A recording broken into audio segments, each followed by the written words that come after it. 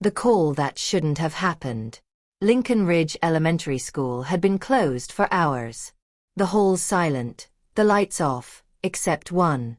The dim glow from the principal's office flickered like a lighthouse in a storm. But when the night janitor picked up the ringing phone at 11:23 p.m., the voice on the line said something that chilled him to the bone. "Hello, this is Principal Dalton. How can I help you?" Eugene Hill dropped the receiver. He looked at the office door, locked and dark from the outside. He'd been the only one left in the building. The security logs showed no entries. The last person to leave had been Vice Principal Marla Green, who clocked out at 5:57 p.m. He picked the phone up again. Static. Then a whisper. "You shouldn't have heard that." The woman who vanished from her own office. Principal Meredith Dalton, 47, had served Lincoln Ridge Elementary for over 12 years. Loved by students and respected by teachers, she was known for her 6 a.m. arrivals, lunchtime hallway walks, and staying late to handle district paperwork. She was the school's engine, until she wasn't. On March 3, 2024, she failed to show up. Teachers waited. Parents called. By 10:12 a.m., police were notified. Her car was still in the staff parking lot. Her coffee mug was half full. Her handbag was on the desk. Her shoes were under the desk. But Meredith Dalton was gone. Surveillance footage showed her entering the school at 5:42 a.m. But there was no footage of her leaving. She'd simply vanished between camera angles, between minutes. 1 second she existed. The next, she didn't. And yet the office phone kept ringing. And her voice kept answering. Ghost in the wire. When parents called the main school line, they'd sometimes get Meredith's voice. Not her voicemail, but a real-time response. "Hi, this is Principal Dalton. Please hold while I transfer you." But no one was there to transfer the calls. The office was empty. The line disconnected. School tech teams dug into the phone system. There were no call logs. No recordings of her voice. No signs the calls had been made, only witness accounts and student voicemails that captured part of the conversation. And then came the creepiest message of all. A parent named Linda Cruz recorded this on March 12. "Hi Linda, you were right. Something's wrong with the basement. They should have never gone down there. I think they hear us now." Click. The school had no basement. At least, not anymore. The old one had been sealed in 1993 after asbestos removal and structural concerns. But that didn't explain what police found behind the boiler room. The hidden room. Following Linda Cruz's voicemail, authorities re-examined the school's architectural blueprints. Sure enough, there had been a sealed basement section. A narrow corridor beneath the east wing that hadn't appeared in digital updates since 1995. The school board authorized a quiet excavation. Behind the boiler room, a hidden stairwell was uncovered, steep winding, filled with rusted piping and the scent of rotting paper. At the bottom, a locked door. Inside, a single wooden chair. A phone. A box of audio tapes labeled Evaluation Room 3B. And bloodstains. Dark, dry, years old. One tape was left in the player. It clicked when detectives entered. "This is Principal Meredith Dalton. It's March 2nd. I'm documenting the sounds. They started again. I don't know if the children hear them. But I do. They say I can't leave unless I bring someone else. I won't. I won't." Then static. Then the sound of a dial tone. Then a second voice, whispering, "You promised us her." Part 2. Whispers below the floorboards. Continuing the chilling viral story designed for YouTube true crime fans. The tapes no one was meant to hear. The voice was unmistakable. It was her. But how could a missing woman be leaving fresh recordings on a tape deck that hadn't worked in over 2 decades? Forensics confirmed that the voice on the tapes matched Meredith Dalton. But there was a problem.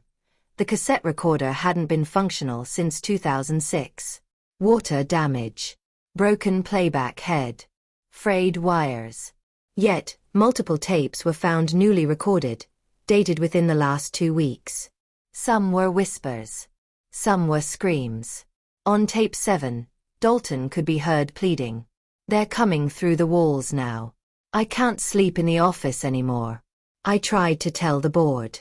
They laughed. The children hear the knocking too. It's under classroom 3C. Don't let them go under." Classroom 3C had been closed for repairs since January. Black mold, they said. But when it was reopened for inspection, they found a trapdoor beneath the teacher's desk. And scratch marks around the hinges. From the inside. The girl who drew the principal's last day. 11-year-old Riley Sampson was a quiet student with a passion for drawing. After Meredith Dalton's disappearance, Riley's parents noticed she'd started sketching obsessively. Pages and pages of tunnels, faces without eyes, and a woman banging on a glass wall. One drawing caught investigators' attention. It depicted a woman, identical to Meredith, sitting at a desk in a small room, staring at a rotary phone. A clock above her read 5:43 a.m. In the corner, written in a child's handwriting, "This is where she talks from now." They asked Riley where she saw it. She replied, "She told me during morning announcements. She said she was stuck in the school's belly." There had been no announcements that week. None were broadcast. Yet multiple students reported hearing a female voice during homeroom. The man who tried to dig her out. Detective Harrison Lowe had seen it all. Abductions, hoaxes, cults. But in this case, he called it the black hole of reason.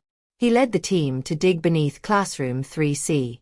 2 days in, they unearthed another corridor, narrower, darker, and filled with wires that weren't connected to anything. At the end, another door.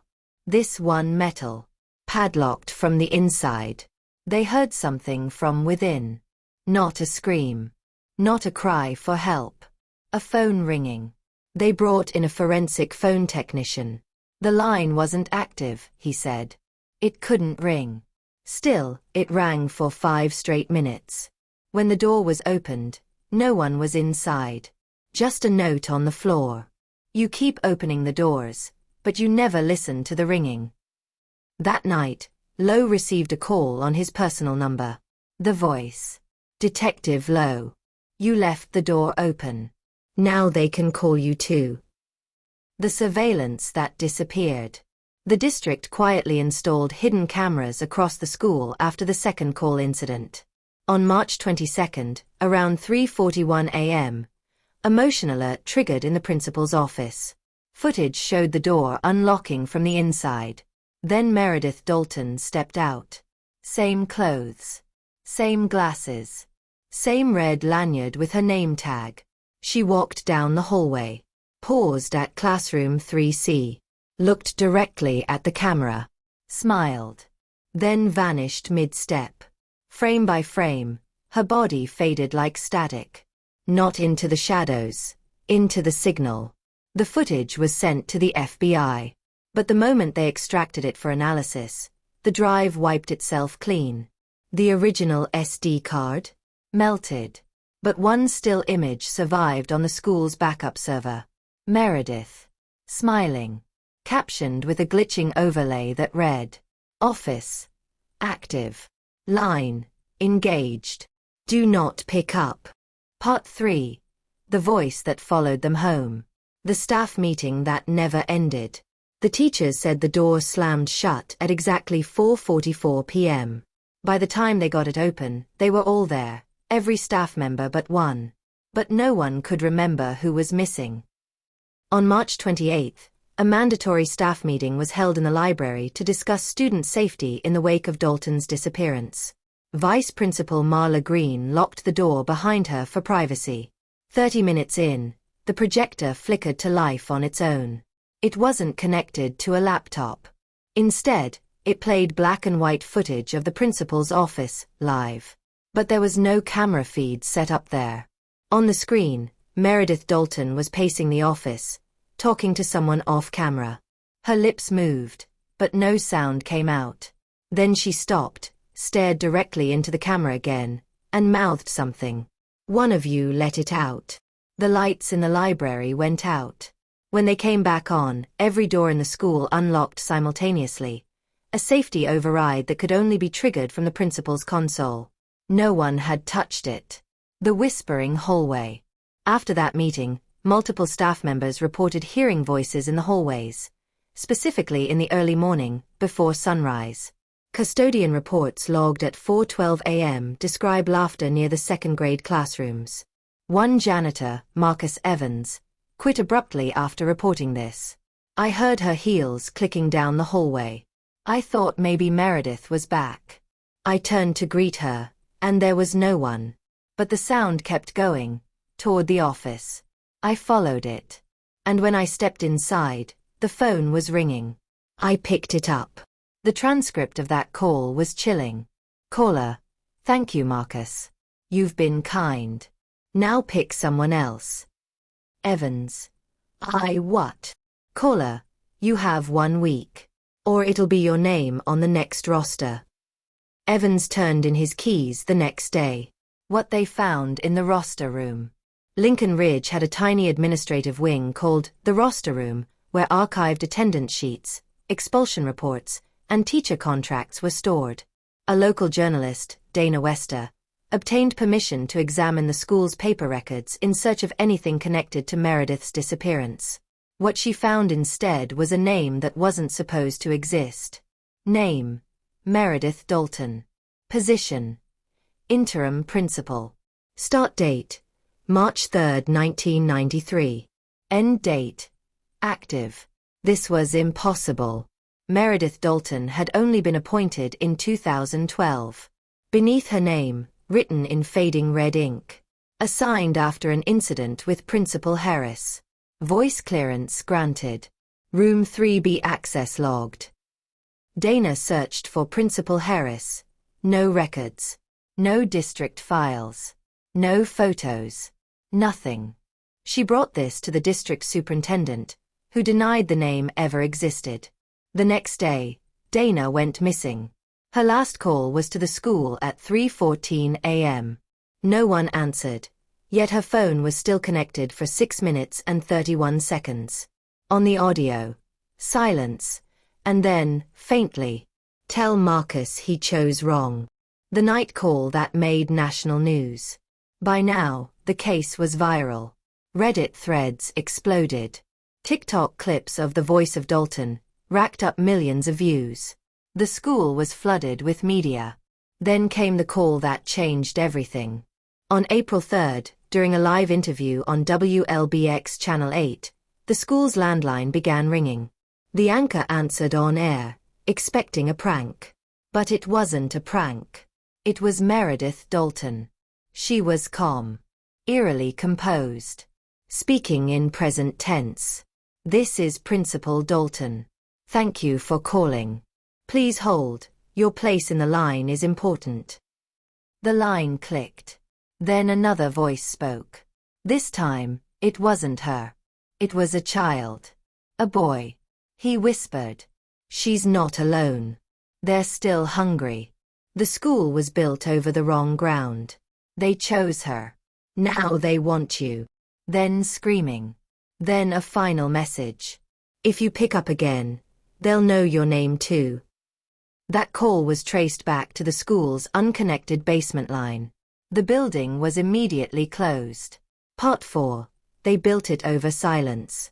The school that wasn't supposed to exist. They always say schools are built to protect the future. But what if this one was built to contain the past?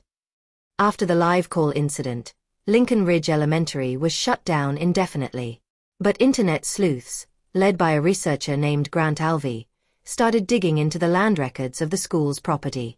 What they found raised more questions than answers. The land where the school stood had once been part of a private psychiatric facility named Larkspur Institute, closed in 1958 after a fire reportedly killed 12 patients and 3 staff members. Oddly, there was no mention of this history in town records. In 1960, the land was sold to the state for educational purposes. But in a 1973 archived article from a now-defunct local paper, a headline read, "Student vanishes after calling school from locked room. Principal found dead in office." The principal's name? Andrew Harris. Same Harris listed in the roster room file. The school's original building had been demolished after the incident, and Lincoln Ridge was built directly on top of the old foundation. No one had ever been told. Meredith's secret meeting.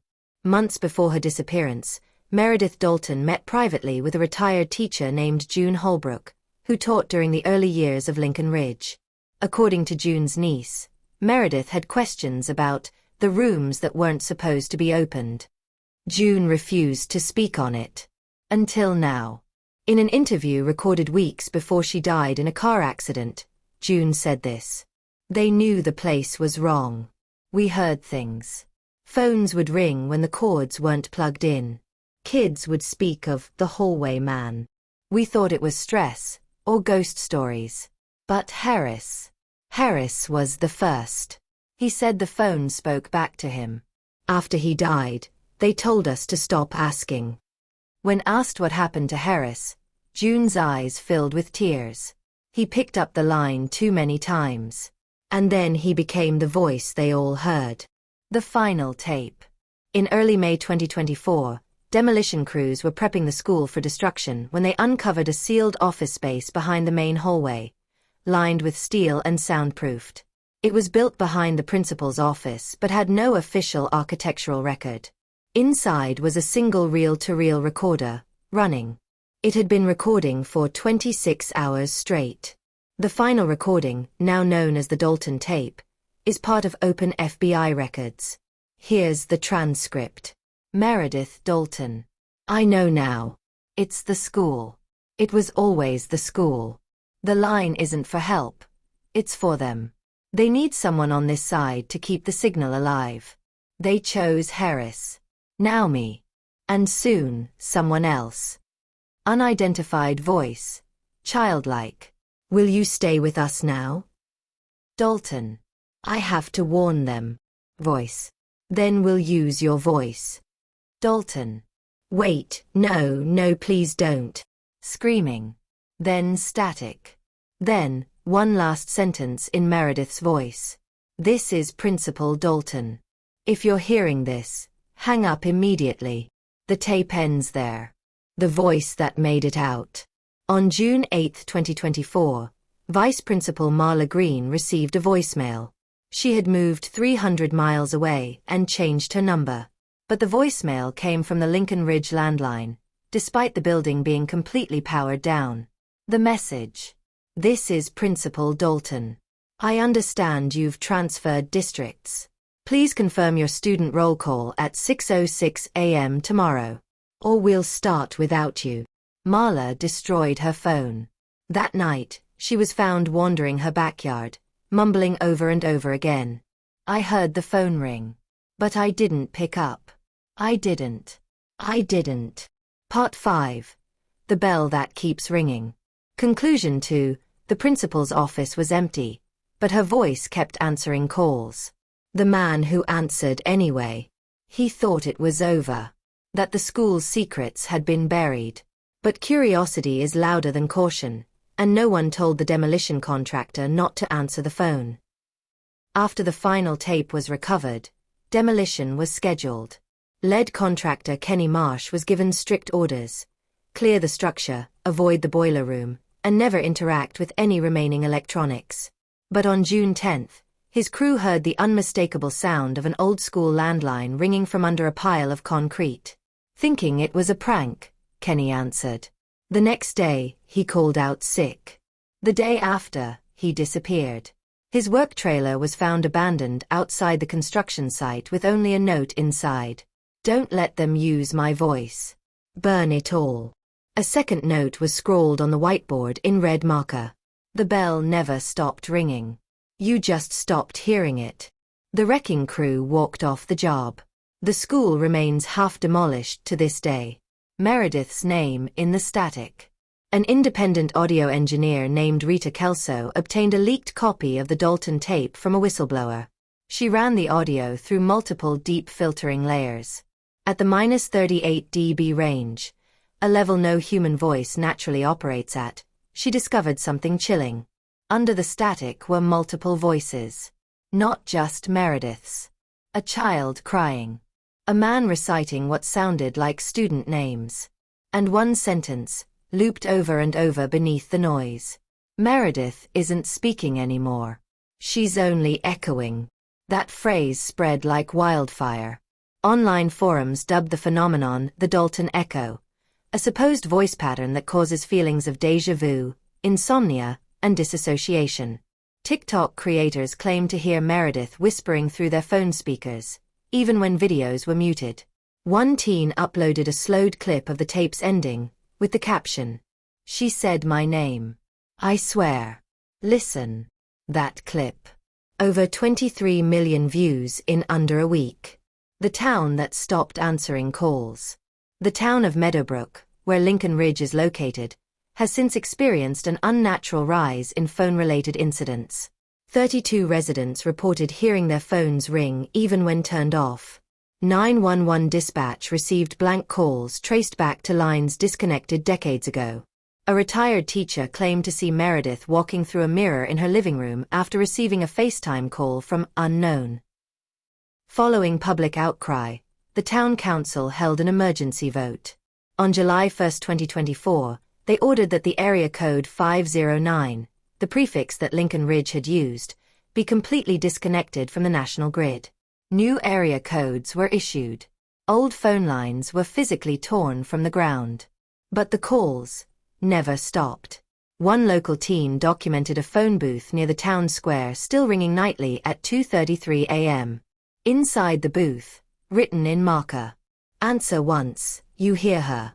Answer twice, you become her." The principal's final bell.